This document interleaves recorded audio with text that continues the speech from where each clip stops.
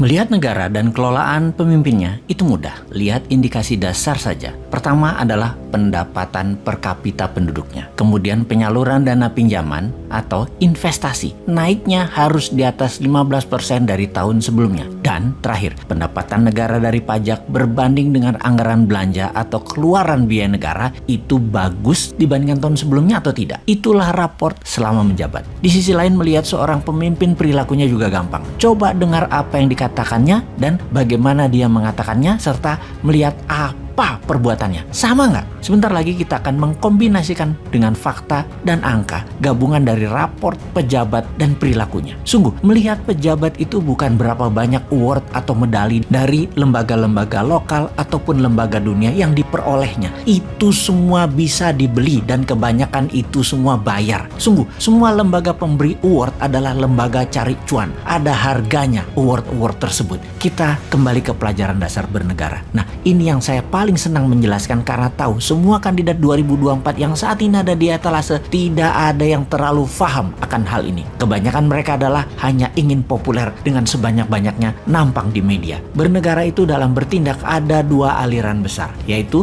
liberal dan di sisi seberangnya ada yang namanya konservatif. Konservatif itu lebih compassionate.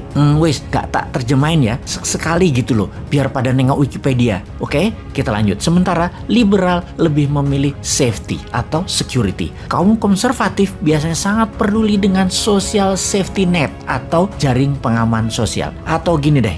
Kita ini kalau dikasih pelajaran, dicontohkan model pelajaran di kampus kayaknya pada pecah semua otaknya. Kita sederhanakan menjelaskan liberal versus konservatif. Gini, kita sederhanakan. Bayangkan ada sebuah bangunan mainan di tangan Anda semacam Lego deh. Konservatif itu floornya, lantainya tebal. Itulah social safety netnya. Social safety netnya tebal. Kalau liberal lebih pro ke swasta, maka floornya tipis. Urusan kesejahteraan karyawan atau keluarga itu urusan swasta. Itu melihat lantai rumah dari sisi pandang liberal dan konservatif. Lalu dari sisi tembok pagar, liberal temboknya rendah terbuka. Kalau konservatif itu tembok pagarnya tinggi. Artinya tembok pagar rendah, asing boleh masuk, globalis masuk, tenaga kerja asing masuk, uang asing masuk, impor bebas. Sementara kalau tembok pagarnya tinggi, semua asing dibatasi. Sangat nasionalis mereka itu. Kemudian dari sisi bangunan, langit-langit atau ceiling, kaum liberal ceilingnya rendah, kaum konservatif ceilingnya tinggi. Gaji kaum buruh di dunia konservatif itu tinggi. Di dunia liberal tergantung kesepakatan kaum pekerja dan kaum pemilik usaha. Sekali lagi, tergantung employee dan employer.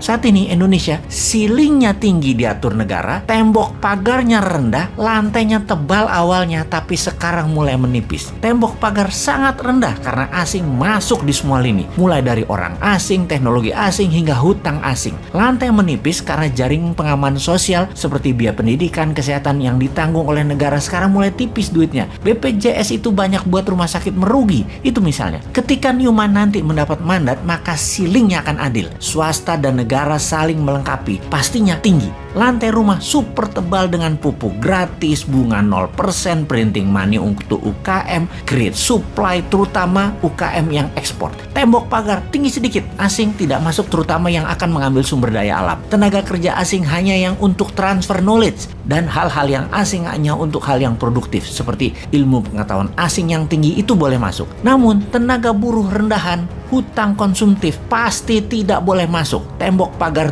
tinggi sedikit, simbol nasionalis yang tinggi. Jadi kembali ke pelajaran liberal konservatif, kita bisa tahu bahwa yang membuat saat ini dikatakan kita tidak berdaulat karena lantainya tipis, tembok pagarnya rendah, ceiling agak tinggi dan tidak terlalu adil. Ubah yuk ke new mind. UKM berdaulat, rakyat diberi rumah dengan lantai tebal, tembok pagar agak tinggi, ceiling agak tinggi dan adil. Itulah redistribusi kemakmuran ala new mind.